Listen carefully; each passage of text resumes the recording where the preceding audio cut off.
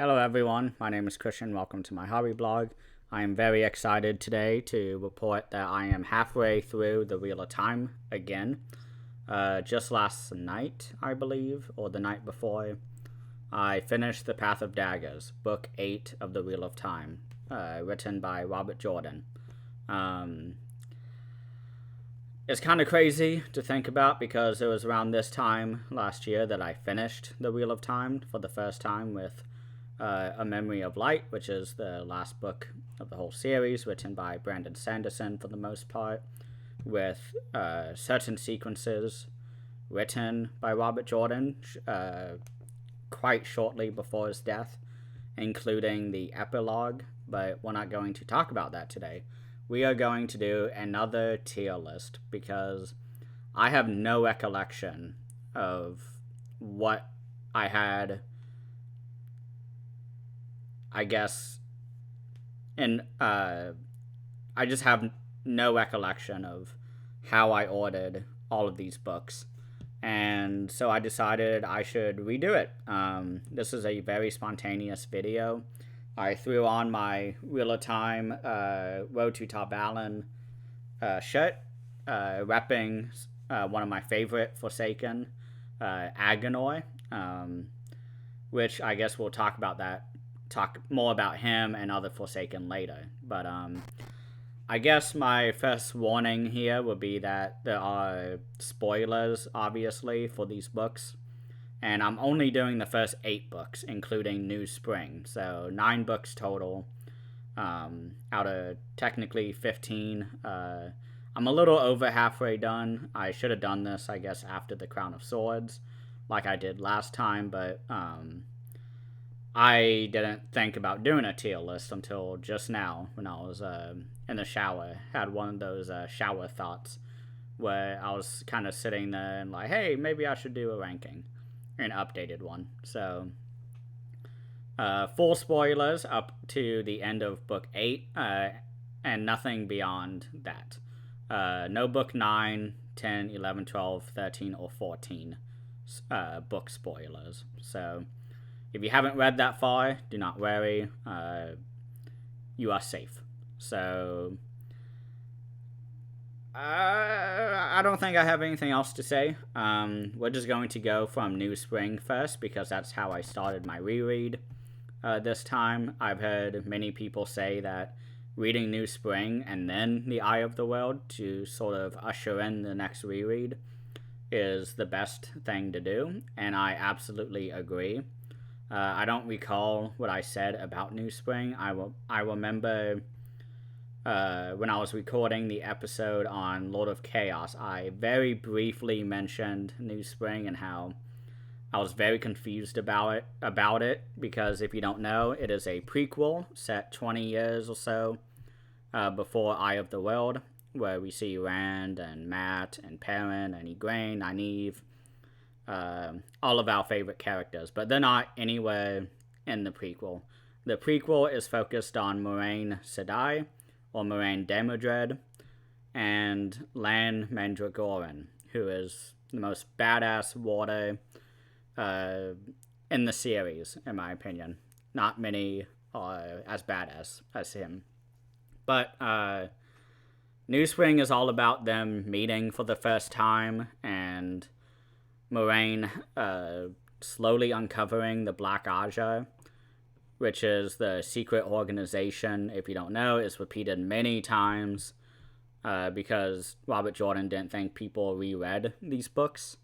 And so that's why a lot of the beginning of his books, especially after, I think, book 3, it really comes into sort of a ridiculous state of having the first 100 pages always be kind of catch up.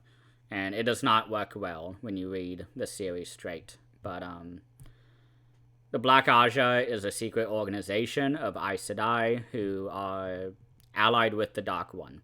Is as simple as I can make it. And Moiraine and Siuan Sanche, who later becomes the Amyrlin Seat in the main series, they both sort of witness the death of Galena, who is one of the most important Aes Sedai in terms of our main story, because she's really plants the seeds for so many of the story beats that start to bloom in the main series, including one of the first chapters, which is one of my favorite chapters in the Wheel of Time, when she has her foretelling all about the dragon being reborn, when Rand al'Thor is born on the slopes of Dragonmount.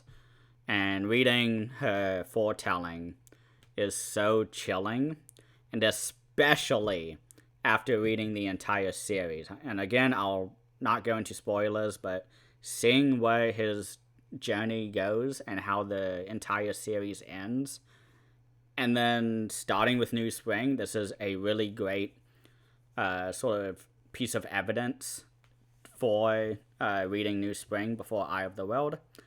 And starting right off the bat with the Lan prologue and then the Galena foretelling, it is one of my favorite chapters of the entire Wheel of Time. So another, I guess, Galena thing that I really like, just to kind of show how much of an impact she had, even when she's dead, in the after that chapter, is that she sends a lot of characters to certain areas of the world in order to set up the prophecies of the dragon and various other prophecies, including oh god, that fucker's name from Shadow Rising. Oh my god, Slayer, aka Isam. One of my least favorite things, but Galena sent him off into the Blight, and I think it's the Blight, but she also sent Rand al'Thor's mother, which, oh my gosh, Tigraine Damodred, I want to say her name is, but she sends her off into the Aiel Waste in order to become the woman, Maiden of the Spear, and to sort of achieve that prophecy. So Galena is very important to the story, and seeing her final foretelling, and especially one so haunting that will shift everybody's lives in the series, is a very great sort of segue into the reread. So enough of that. We're going right into the ranking now. But that is to say, I love New Spring. I don't think it is S tier. I don't think it's as low as B tier, though. I really do enjoy this book. It's short. It originally was a novella, very short, and then Robert Jordan extrapolated a lot on it. And my first read, I did not like it at all. I remember when me and Cheyenne were talking about Lord of Chaos, I very much just skimmed over it and said the first half was awesome, did not like the second half. And I can say there are still aspects that I really don't like of the second half, especially with Lan's background and sort of the raping of his character that is implied. I don't like it really at all, and it's really holding it back from being an S tier, but I think I'm going to throw it into the A row. I really love New Spring. It is so much better on reread than it is on the first try.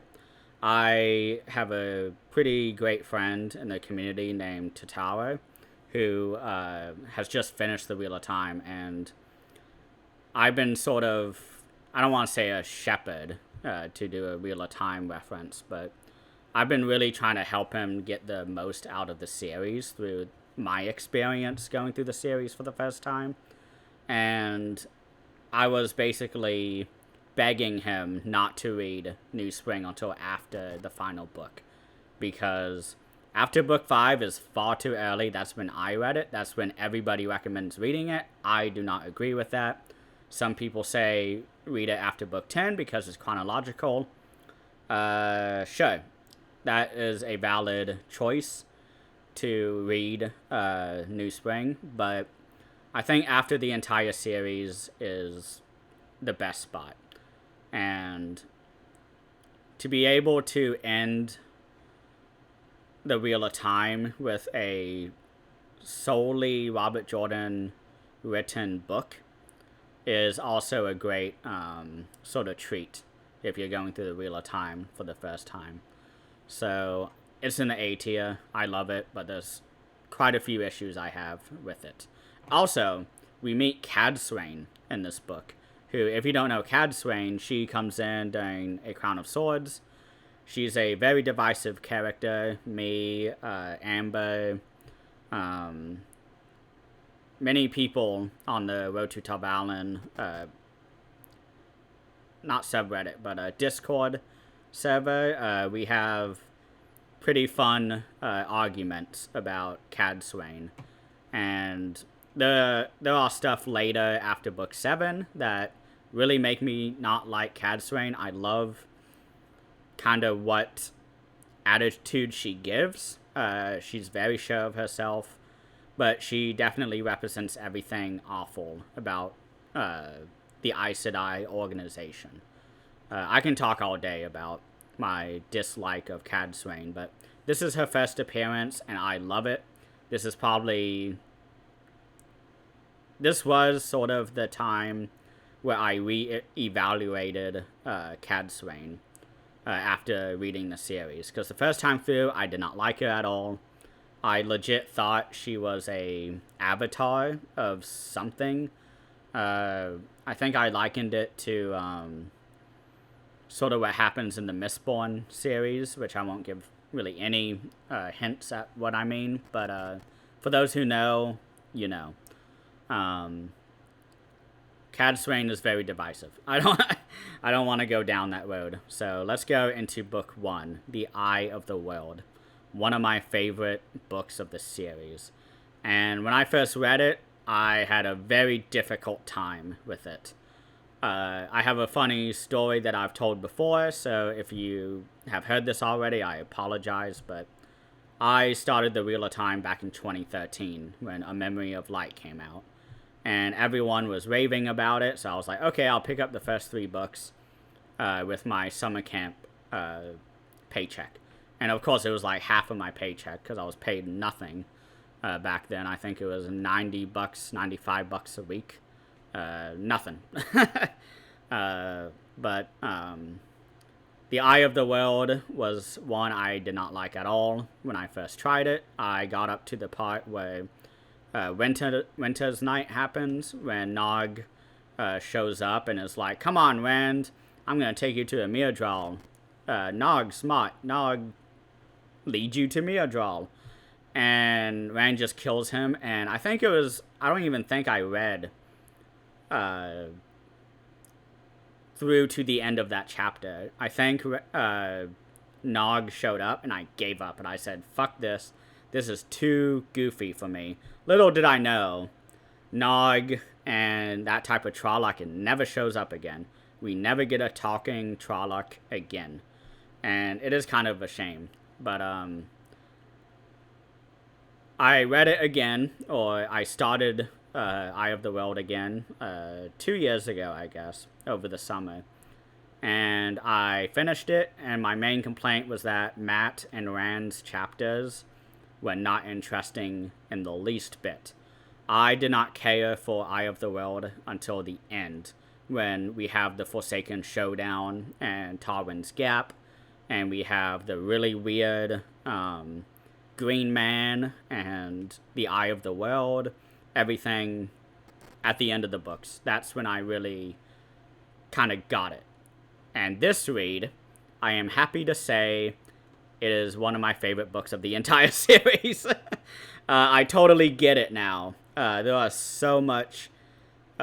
just so much detail in this book that just fly right over your head when you first read the series. And rereading it was one of the biggest rewards ever, including the prologue, Dragonmount. Oh my god. I had no context to that prologue the first 2 times that I read it. Everything with Lews Therin, especially because this is spoilers up to book 8, knowing that Lews Therin comes back as a disembodied voice in Rand's consciousness, and Rand not knowing if that's madness or something else going on, seeing Lews Therin before his death, and overdrawing the power and turning himself into Dragonmount. And his entire showdown with Baalzamon or Ishamael, oh my god. I fucking loved this prologue, the third time around. Second time around if you don't count my failed attempt, my first attempt. But, oh my god. From there on, it is...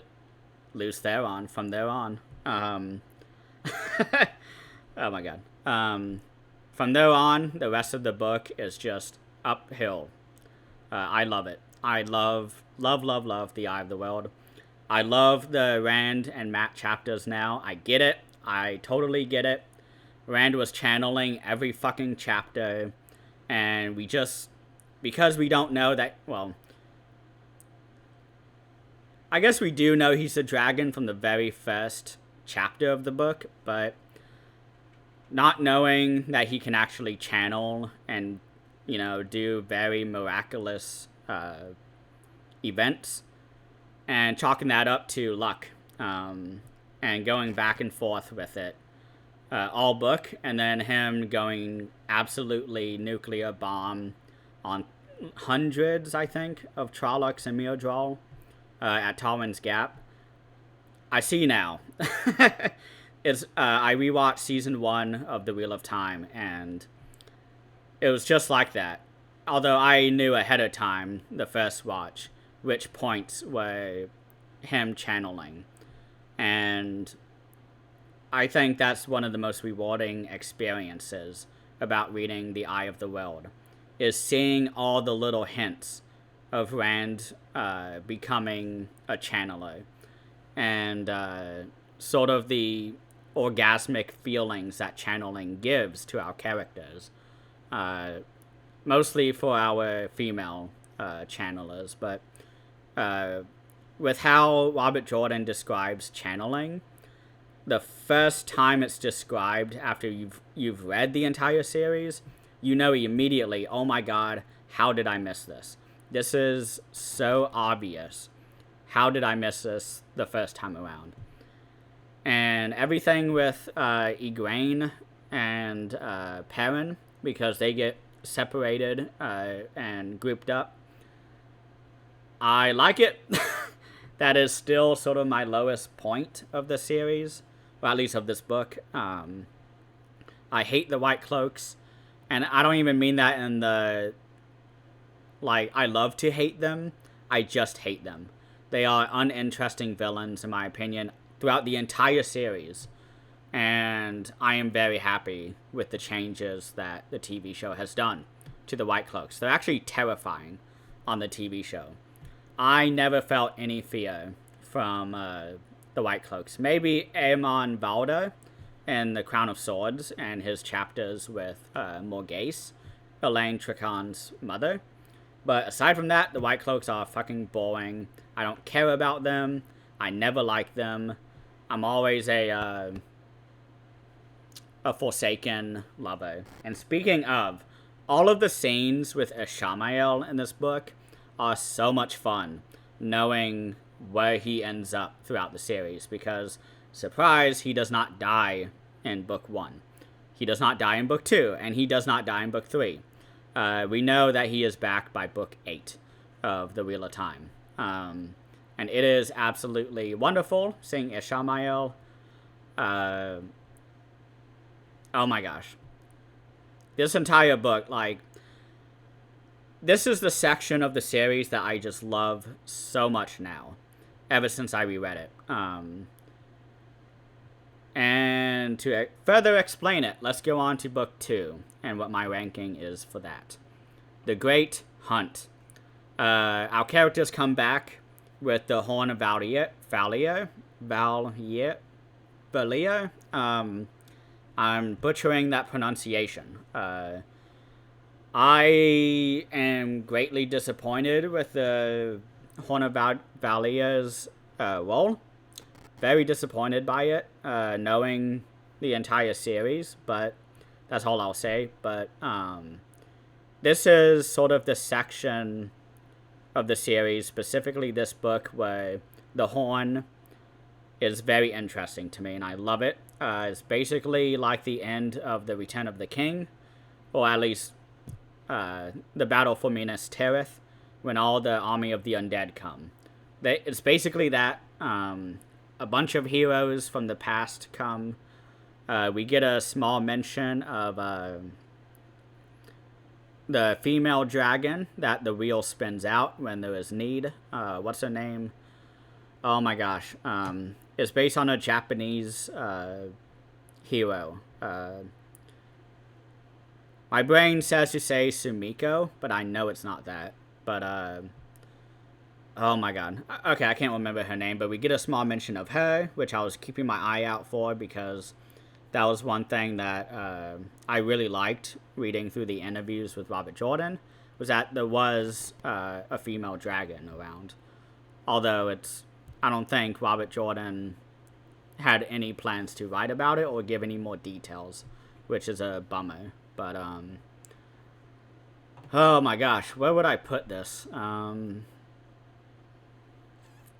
thinking about the plot lines because it's at least A. I love everything with the Portal Stones. I love everything with Rand. Selene Lanfear. Holy fuck. I don't care for Lanfear now. I used to think she was a very interesting villain, appealing to these boys' horniness in order to try and tell them what to do. But knowing where she ends up, it's just disappointing to me. And I can't say any more without spoilers, but she's great in this book. But I think knowing what happens just kind of nullified my enjoyment. I want to say this was the first book that we met the Aiel. Maybe not. Maybe Fael is who I'm thinking of. Is when we first meet her. But that doesn't seem right. This is the unfortunate thing about rereading, is that I'm now on book 9. I haven't begun book 9 yet, but I have it ready, downloaded on Audible. By the way, I've been doing the audiobooks this round because I don't really want to go through the entire series again. I'll probably just re-listen to my favorite books. But I cannot remember if Fael appears in this book, but I hate her. I hate everything about her. She becomes a lot more interesting in the later books, but in this section of the story, I think she's a wet blanket. I have no love for her. But, what other plots do I like? Padan Fain. I love Padan Fain, personally. I can't... God. I want to talk about the final books, but I can't. Padan Fain is somebody who has a lot of potential to be one of the best villains of fantasy TV. If they improve the bad parts of his character arc. And this is prime Padan Fain. This is where Padan Fain is sulking around and creeping in the shadows with Trollocs and Myrddraal. And he nails a Myrddraal to the door, which, by the way, shows up in the marketing for Season 2. Cannot wait to see it. Well, I have seen it, but I can't wait to see it in action. Padan Fain is a terrifying character and concept. He just kind of becomes a Scooby-Doo villain, though, is sort of my issue with it. But, the prologue, that's another bit that I love in this book. The Forsaken, what do they call it? The Dark Friend Social, which I need a t-shirt of that. The Dark Friend Social with Bors, aka Jacob Carradine, and a few other people who I I don't think we get many confirmations of who is in the Dark Friend Social. One of them, who I think is Liandrin, we know she's Black Aja by book 2 when she sells. Oh my god, when she trades Egwene, Elaine, and Nynaeve to. Oh my god. Lady Serath. When that happens, that is one of the biggest what the fuck moments. But that's sort of the moment that Liandrin really becomes awful as a person. She's a great character. She's a lovely character in the first half of the series. But, oh my god. I have a feeling she was at the Dark Friend Social, but I just am not sure. But, I'm trying to decide. I think I'll have it on the right side here will be higher than on the left side. So I think I'll leave it there. Honestly, no. I want to put it right here. And my reasoning is that New Spring is really short and it's great. The stuff that I don't like are not there for long. So next is The Dragon Reborn. This is when I remember reading the back of it when I first bought it. And one of the things that really excited me was that it said that they were going to hunt the sword that is not a sword, Kalimdor. I think he even says on the back of the book, Rand hears whispers that only say Kalimdor. And oh my god. I remember the first time I read that after reading The Great Hunt, and I just got chills because I'm a big D&D and fantasy fan. Hunting down a super sword, super awesome magical sword, is one of my favorite things to do in fantasy games. One of my favorite side quests in Skyrim is hunting the Sword of the Red Eagle. Oh my god. So, of course, Dragon Reborn was the first book that I read where as I was reading it, I said, I'm going to finish The Wheel of Time. I was committed. I bought books 4, 5, 6, 7, 8, 9, and 10, all for about $1 each at my local used bookstore with the original trade paperback. And I still have them. And just to focus on Dragon Reborn, I love this book. I loved it my first read, and I loved it even more on my second. I'm going to put it above The Eye of the World. I fucking love The Dragon Reborn.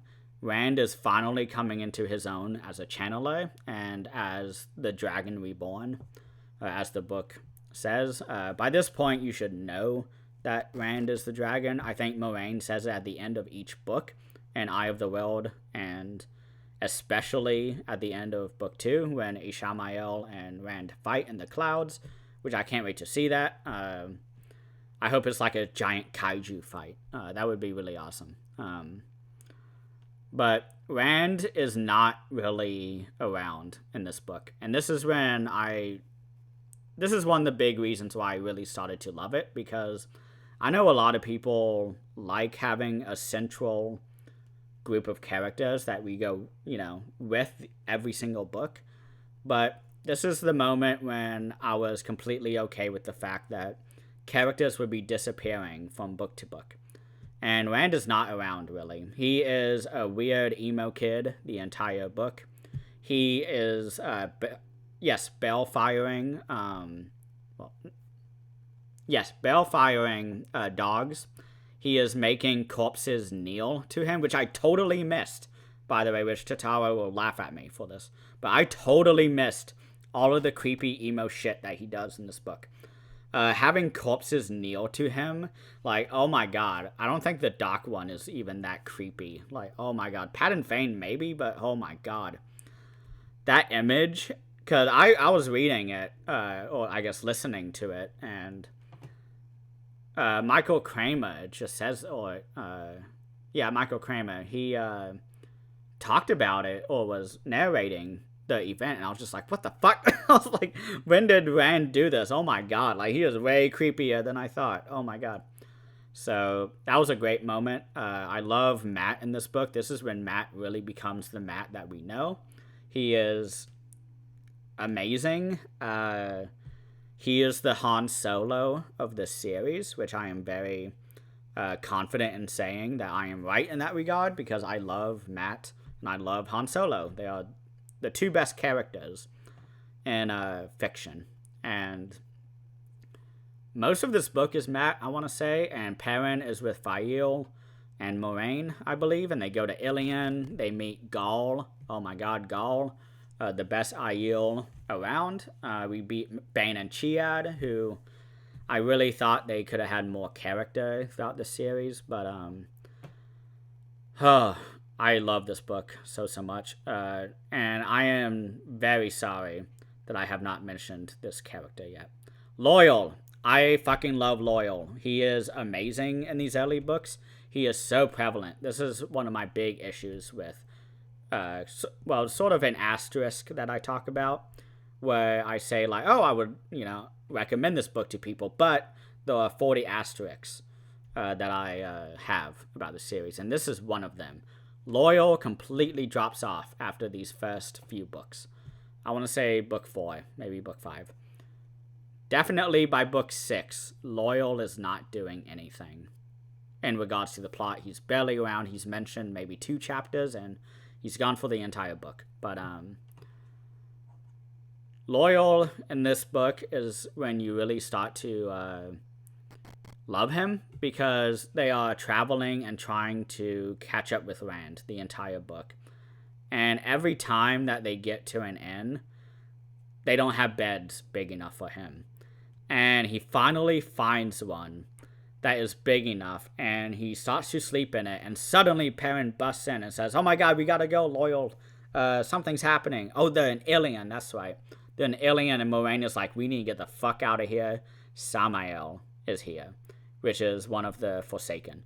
And poor Loial, poor Loial, who is a Ogier, who I always said a ogre when I was first reading it. I think they made a joke about that on the TV show, but oh my god.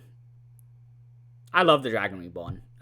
Everything about it. Balefire becomes a pretty major point in the series for the first time, and I love Balefire. I have always been a fan of Balefire as a concept in a fantasy novel or a series, and it is so wonderful.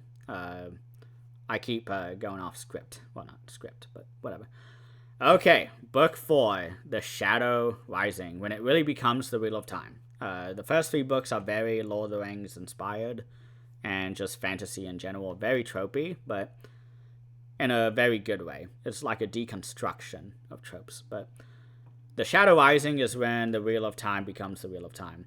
Everybody gets equal screen time for the most part at this point, and Rand goes off with Moraine, Lan, Matt, and all the Aiel to the Aiel Waste.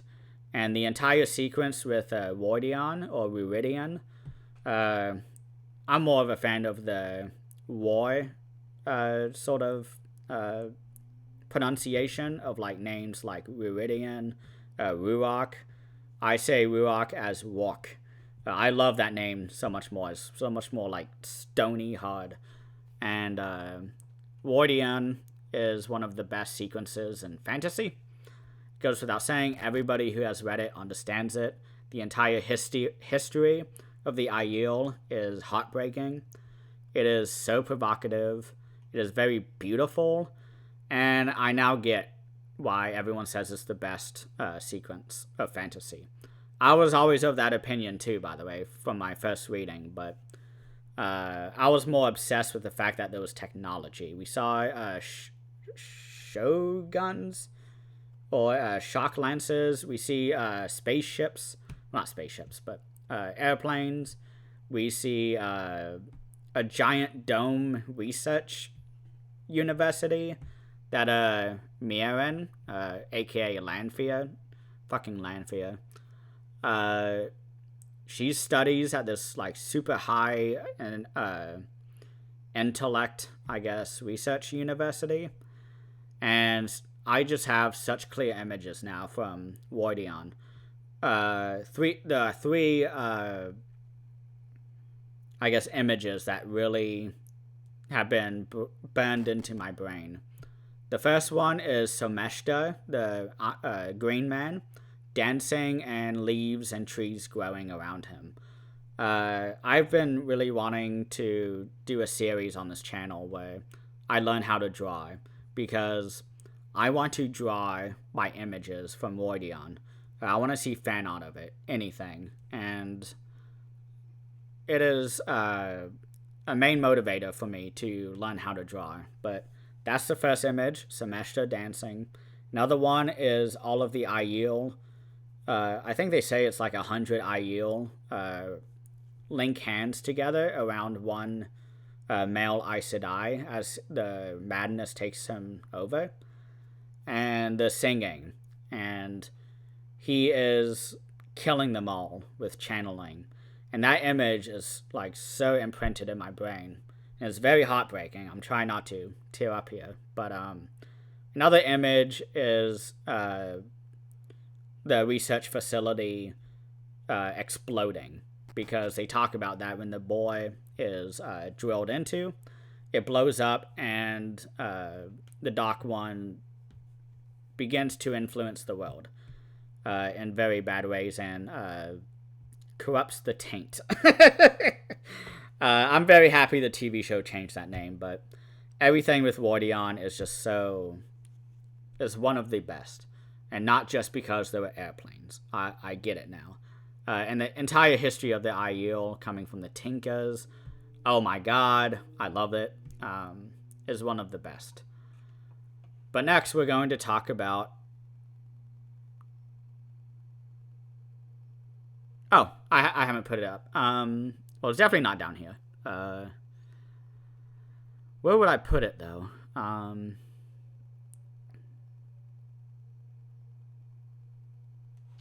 going to put it below the Eye of the World. It's S tier, so it's like really fucking good, but there are some doozies in this book. I still feel as if it's very slow paced, and I'm fine with that because that's just more time for me to hang out with my favorite characters, but the pacing is one that I still can't really get through in my head. I just have, I guess, aversion to, I guess, Egwene by this point of the series. Egwene is a character that the more I learn about her through the community, and them drawing specifically from the books with quotes and dialogue and actions that she has done, I have grown to resent her. I still think her arc's conclusion in the entire series is one of the best, but I just really don't like her. And this book is really when I start to see that.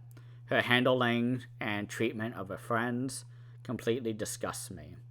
So, on to the Fires of Heaven. This is kind of the book where, my first time around, I just thought to myself, like, wow, I love The Wheel of Time. Because I usually give quite a while to say that I love a series. I want to say it was book 3 of the Stormlight Archive is when I said that I love the Stormlight Archive. And I still do. And I'm excited to see his 500,000 word book, the KOWT, whatever the name of the book will be. Book 5 of the Stormlight Archives. I am excited that it will be the longest book in the entire series.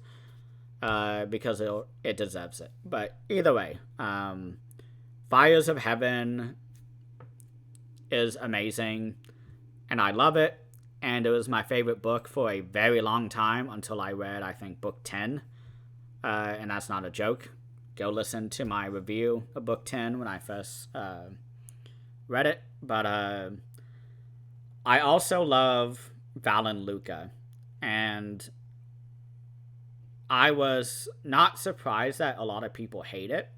I remember hearing about a circus at some point of the Wheel of Time, and so when that showed up, I was ready to hate it, but I think I love it in this book and later books. He is very charming. I know he's very sleazy and disgusting, but I think he is like a Littlefinger from Game of Thrones. He is a character I love, despite all his flaws and everything, because he is just so interesting and lovable as a character in a book. Valen Luca, a lot of people have fan casted him as, oh my gosh, Wolverine, what's his name? Fuck, I had his name, Hugh Jackman. I thought his name, I was trying to say like Jack Human, and I knew that wasn't right. Hugh Jackman. A lot of people have casted him as that. I've always thought he was like a Robert Sheehan from the Umbrella Academy. I think Robert Sheehan would be a really great pick for Valen Luca. And now I have to go text everybody that the moment I finish. But I love the last 100 pages of Fires of Heaven. The death of Moiraine, the showdown with Moghedien, between Nynaeve and Moghedien, the showdown with fucking Robin, and the thing that blew my mind this read, which I did not get my last read, because I was listening to the audiobooks this time. There's a part where Rand is hunting down Robin, and he just goes, Robin! Just like screaming. And, what's his name?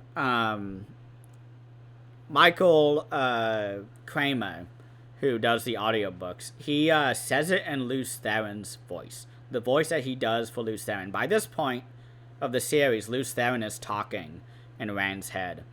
And when Michael Kramer,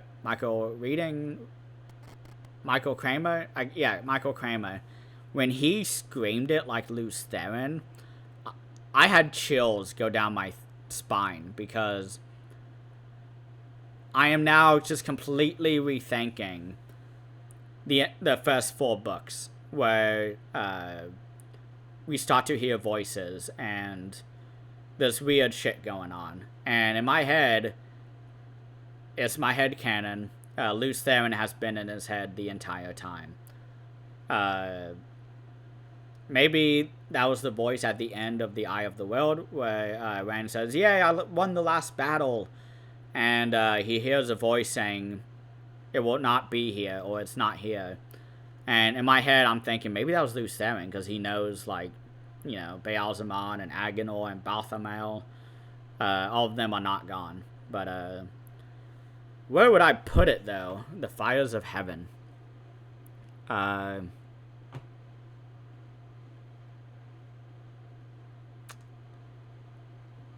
I think I'm going to put it over The Eye of the World.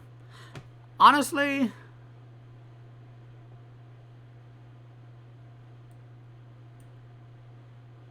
I think I'm going to have it as my number 1 book in the series.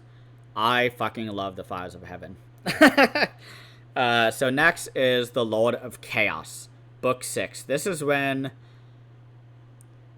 I believe to be the end of Book 2 of the original 6-book outline that Robert Jordan wrote.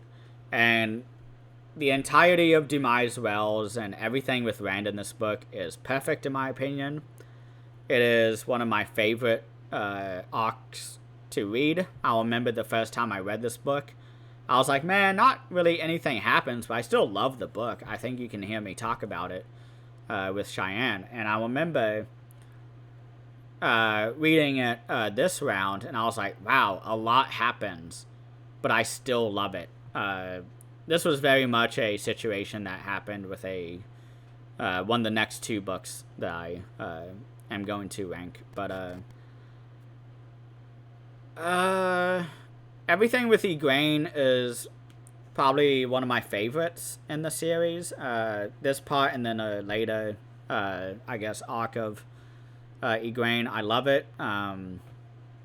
Everything with Saladar is perfect, in my opinion. I know a lot of people hate how long that it last, and it's still happening in book 9 that I'm in now. But I love it. I love all the politics surrounding all the different characters. I was shocked when Igraine became Amelin's seat. I think in this book, maybe in the last book. Yeah, in the last book. And that just really shocked me. I thought that was like end series stuff, but it's a lot of fun. But where would I place it? I don't really have as big of a reaction to it as the others. We see Perrin come back, and Perrin is... I firmly believe that book 4 was the peak of Perrin, which I didn't really mention it, but I love that arc, of course, too. But except for Slayer, I fucking hate Slayer. But I think Perrin peaked in the entire series in book 4, and that is such like a loss. It's really sad to think about, because I really love Perrin in book 4, but this is when I really don't care for Perrin, and it's really hard for me to care about him again until one specific moment in Towers of Midnight. But where would I put it? I think above New Spring, for sure. Book 7, I gotta get off here soon, actually. Book 7, Crown of Swords. I still hate it a lot because of what happens to Matt from Thailand. I read a very great essay, which I'll try to remember to link in the description, all about how we're supposed to hate her, and it's a really great breakdown of sort of the text. So everything else, though, I enjoyed a lot more than I remember. I think after my first reading, after reading the Thailand rape scene, everything just kind of got nullified instantly for me that read. And for this book, or this reread, I enjoyed it quite a lot. Ebou Dar, I think, still sucks in general. By the point that I will end this video, they have left Ebou Dar. And I just think it is a Clarence Isle Tanchico. Tanchico is one of my favorite locations of this series that our favorite characters, Nynaeve, Elaine, and Igraine, go to. And I think Ebou Dar is very boring. I don't have as big of a fascination with the Seanchan as other people, but I like the concept of them. I just don't like the execution of them. So Crown of Swords, I think I'll still put definitely below Great Hunt. Okay. Just to have some variety, I'm going to put it in the B column. Now, into Path of Daggers. I have a confession. And this is something that I chastised so many people for when I first heard about people doing this. But I really can't believe I did this, but I skipped chapters for the first time in this book. And it was during all of the Perrin chapters. Again, he peaked in book 4. Knowing where his storyline goes, I don't give a shit about any of this. And I skipped, I think, all of his chapters in this book. And that's how I was able to finish it so quickly. And everything else in this book is great. Everything with Aviendha, with Rand, Matt. Well, Matt is gone this book, which is a huge shame, I guess. But at the same time, he needed his break. But I love Path of Daggers still. I said that it was probably one of my favorites of the slog, but aside from Crossroads of Twilight. But this read, I just really liked it. I don't love it as much as I did. So I'm going to put it above A Crown of Swords, book 7 of the Wheel of Time. Okay, so that is my ranking. I don't know if that's too surprising. A lot of people put all these books in the top 5, definitely.